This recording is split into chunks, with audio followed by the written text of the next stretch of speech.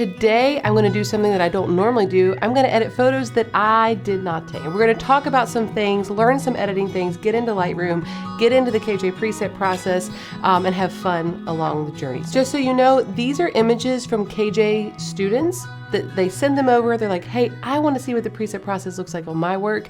I'm going to try to pick some images that are different, but also like make sure I'm picking a Nikon and using a Canon image just to have diversity there. I'm excited for you to see the preset process in action, because if you never have, you may assume that it's just a normal preset, and that couldn't be further from the truth. It's a process that allows you to define and curate a style that is all your own, but the options are limitless. So how do I do that? We're going to see that once we dive in. So let's look at this. It's beautiful, well lit, great secondary light, great glow, a little bit of overexposed veil, but honestly, that is, I wouldn't even mention, why did I even mention that? It's not even a thing. So I want to do light one. Now you might think, oh, Katelyn, you don't need to do that. But what I'm doing is I'm brightening up the shadows, which are going to be hair for them, mainly him. And that's so that I can come down in step 2 and get my pop. So shadows darken, maybe a little contrast boost, something like that. Now this is the fun part. We go on to color. I would say I kind of like honey warm right here. Maybe honey warm with cooler greens. Tone it down just a little bit. Now I'm going to come down here and do a green reduce. Might even do green reduce 2, something like that. And when you see it going brighter or softer, I'm hitting my plus or my minus on my keyboard, because I have that set to, if you go and hover your mouse over one of these things and you do control click, modify exposure with the plus and minus keys. You can make your keys, you can customize them to be anything you want. So I am going to do a tint adjustment here just a little bit. And now let's look at before and afters, because that can help me see what path I'm on. So this was before, this is after. I think that's beautiful. Very slight tweak. We're just bringing some life. Now, honestly, if I was being super picky, I might desaturate her ear right there, just because it's a little, and you know what, let's go ahead and do it. Let me just show you. So when I do a quick little adjustment here, KJ, the light nuzzle brush, it's just a toned down version of my nuzzle brush. So see what I'm doing? I'm taking away some of the oversaturated shadows, and that makes a big difference. I think you could even warm up the image a little bit more, because that's taken care of. Okay, so let's look at this. All right, perfect. Very cute. Look at that baby. Oh my gosh. First thing I just have to do, I got to get rid of a little bit of that negative space up there at the top. Let's center them up. Okay, so this was Nikon. We're shooting at a decent range. I would say with 3 kids, 1.8 is probably pretty bold. It'd probably be better to be at 2.5 and raise that ISO a little bit. So let's go up to light 1. Actually, I want to do light 2, highlight saver 2. White's brighter. Let's see. That's a little too much. But I will do shadow darken 1. Yeah. And then this is the point where I might actually pull the blacks down. Yeah. This is a point where I'm thinking about color, and overall, I think it looks great, but I'm going to try to tweak it a little bit. I'm going to cool it down, which seems like, why would you do that? But I'm doing that. And I talk about this in the instruction video, that it comes with the preset process. You want to cool it down more than you think, because you're going to add a little more warmth, so you have control. So I like that. So I cooled it down, and then I warmed it back up with control with step 2 in the tone profile. So I wouldn't even do anything in step 4. So that's before, after. Oh, this is a great shot to edit, because we got a lot of orange skin tones going on, a lot of tans here. So okay, so let's see, that's before. All right, look at this. So this is CR3. So this is a Canon file. This was shot, let's see, those settings looked at 85. I could just tell it was 85. Let's look at this. Look at that, just beautiful. 1.2. Oh, that 85, the RF 85, you just cannot beat it. Okay, You guys know I love the 85. All right, so we use light 2, so we brightened it up. I am going to crop in just a little bit, make it a little more even. And then we're going to do, you know what? I don't even think we need, maybe highlight saver 1, but I'm going to do whites brighter. That adds a little extra pop. All that's doing is doing an adjustment down here on the tonal curve. It's exaggerating the whites. Let's see. I mean, you could use any of these. Honey warm with cooler greens, you could use that. The trick is here to make sure you control your colors and you recognize what the problem area is. The problem area is that we've got some significant orange tones, okay? So if you want to reduce the orange, I would reduce it here, but you could, and pay attention to this. So their skin here is looking okay. I would even warm it up a little bit here. But if you zoom out, you're like, no, it's still too orange. It's actually not too orange. The shadows right here are too orange.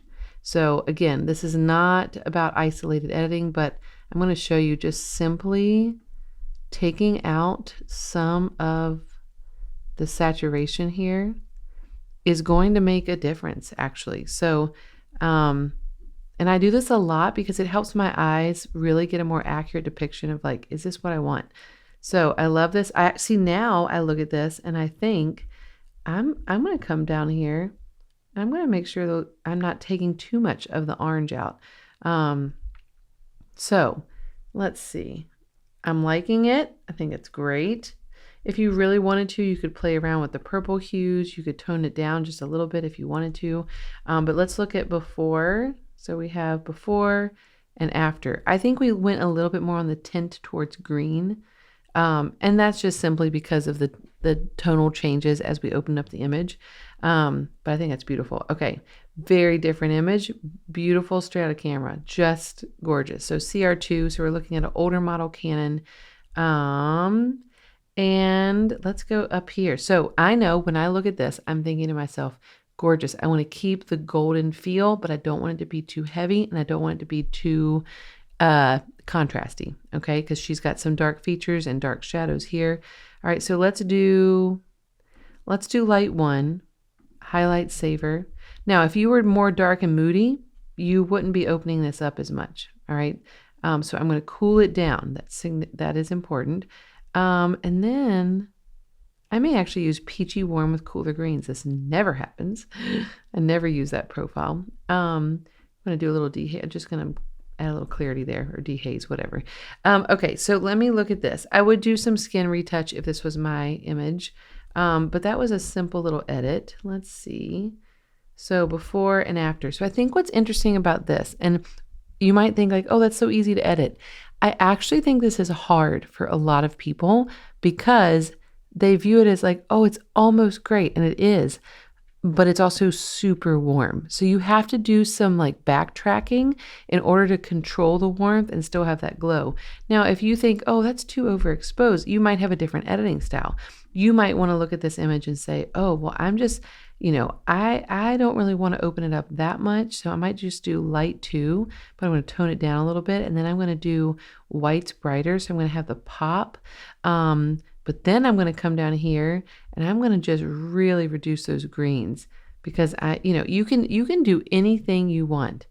But what I'm showing you is what my approach would be. And if you have a different style, that's totally fine. What I would recommend doing is practicing. If you own some of these images are yours, if you own the preset process already, or if you don't, what's important to understand is that you can find a rhythm. Like I know some people that only use golden warm fine art. This is the only fine art profile that they use because that look where you see like what's happening with the greens in the background, that defines their style. And so that is something that they go to over and over again, but you got to find your thing. So for me, it's golden warm with cooler greens. It's true to life color. It doesn't have as much of a film look, but it's got some reduction of the neon green yellow tones. So, okay, let's keep going. This is a great shot, very different. Okay, so this is different. Now, so I know that my tricky point is going to be maintaining the highlights here, but we need to expose for over here because she wasn't facing the light. So we're gonna brighten this up quite a bit. So these steps, do the opening up process in different variations. So let's do light 1. Oh, and let's also talk about this. So we have a CR3 file. So we're shooting with Canon, the 28-70. Love this lens, my favorite. 1/500th of a second. Okay. So it is important, and I don't know if you can tell this, it's important to try to shoot as properly exposing camera as possible, especially when you're using an R6 or an R5. And it's important, just go ahead and like, I don't think the ISO the grain looks horrible at all. I think it's fine. It's important to go ahead and raise ISO. She probably could have gone down to 1,000 and still been shooting at 1/252nd, she could have been okay. But I think it's always better to properly expose and increase your ISO just a little bit rather than underexpose heavily and then pull up the shadows, especially when you're editing this way. It doesn't work super well to have a really dark image and then brighten it up. I'm going to pull the blacks out here, and I find myself pulling the blacks out, which means that I probably need to, in a future version, add that as a step 2. I'm going to do highlight saver 1. I don't want it to get too flat. And then I'm going to do white's brighter 1. And now this is important. We're going to really need to add some warmth here.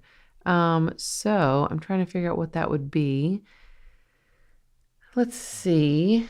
I'd probably do golden warm with cooler greens. Now, we do have some heaviness. We have some heaviness here. I'm going to open the shadows up a little bit more. And this is getting into some spot editing again. But I think something that's going to bug us and it's going to really hurt us when it comes to figuring out what our color needs to be, we need to desaturate some of these shadows. Okay? Not all of it, but just a little bit.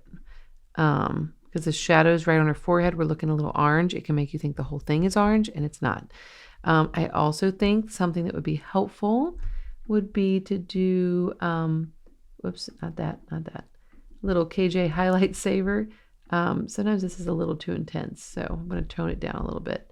Just right here, just pulling the highlights down a little bit. Okay, so overall, this is beautiful. You could also, you can keep going. Like you could just add and add and add. You could just bump up some things here with a linear, like you could do that, which honestly looks beautiful. But that's not a part of the preset process. I'm getting ahead of myself. I did the basic edits, the foundations of the preset process you saw me use there, but let's do before and after. And so that's before and after, okay?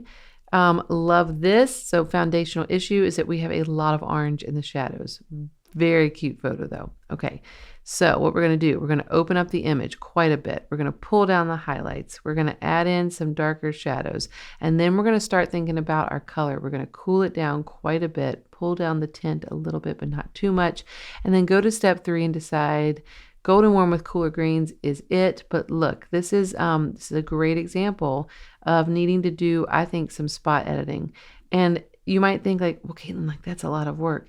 It is a lot of work, but you get really fast at it. And see, I saw a little bit of a color, kind of like an underlying color in the shadows there that I just got rid of. So I don't want to strip out all the color on Mom's face, but we got a lot. There we go. There we go. You gotta be able to train yourself to see some of this stuff. So there's a little orange here. We've got some really orange coloring here. Dad's ear was crazy. Okay, so now when you pull back, those tiny little tweaks, look how much more even the edit looks. All right, so I hope you enjoyed that. If you did enjoy that, that is a really great depiction of the type of hands-on help that I'm available to do with our members of KJ All Access. It's a community that is curated that allows me to have an intentional connection with photographers who are on a learning and a growing journey. So that information is linked below. It's only $29, but there's a free trial if you want to learn from me behind the scenes shooting weddings and family portrait sessions, but also have access to me in a very educational, encouraging setting. Also, you saw me use the KJ preset process. It is basically our approach to presets and is unlike anything else that I have seen in the industry. Over 7,000, there's probably more, but last I checked, over 7,000 photographers use this product and this resource. We love our YouTube community. We're so thankful that you're here. And because of that, we actually have a coupon code for you. If you put KJ YouTube 10 in the coupon code area at checkout when you are buying the preset process, you'll get 10% off. So that coupon code is mentioned below as well as a link directly to the sales page for that product. And I hope you love it. Thanks for tuning in. I will see you next time. Like and subscribe. Bye.